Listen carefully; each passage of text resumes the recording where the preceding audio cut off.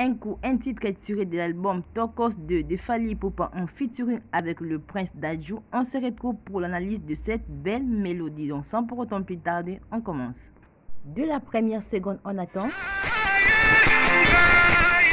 Nayengayeyo, je suis là, me voici, je vais chanter pour mon bébé. Mais on voit aussi que non, Fally est entouré de femmes, pas n'importe quelle femme, mais de femmes africaines.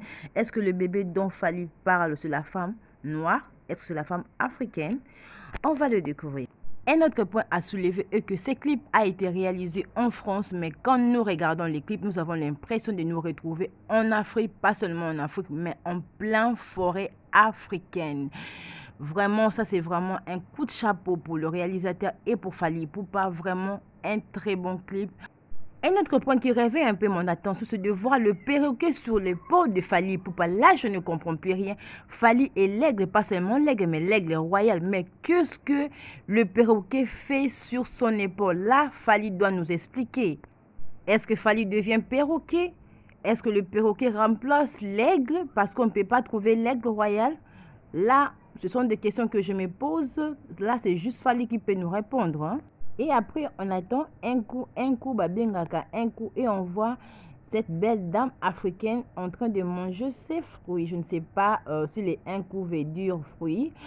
Dites-moi en commentaire. Ensuite, on va passer au Prince Dadju qui vient répéter le refrain. Naye, ngayeyo, naye. Je pense bien que vous pouvez constater avec moi que les deux artistes, le courant passe très bien parce que ce n'est pas la première fois qu'ils sont en featuring. Ça, je pense bien que c'est leur troisième featuring ensemble, ce qui prouve que non. Les deux artistes s'attendent très bien. En tout cas, dans ce clip, ce que j'ai plus adoré, ce sont le mouvement du Prince Dadju. En tout cas, j'ai aimé ce mouvement. Il est bien à l'aise dans ce clip. C'est comme s'il est dans sa maison. Donc, il connaît tout le quatre coins. Donc, il bouge comme il veut. Il balance les mains, il balance les pieds. En tout cas, vraiment, j'ai bien aimé ce mouvement-là. Ça a vraiment fait que du beau dans ce clip. L'habillement de deux artistes était vraiment au top. En tout cas, là, je me sens vraiment en face de deux Congolais, de vrais Congolais. Donc, leur habillement était vraiment au top.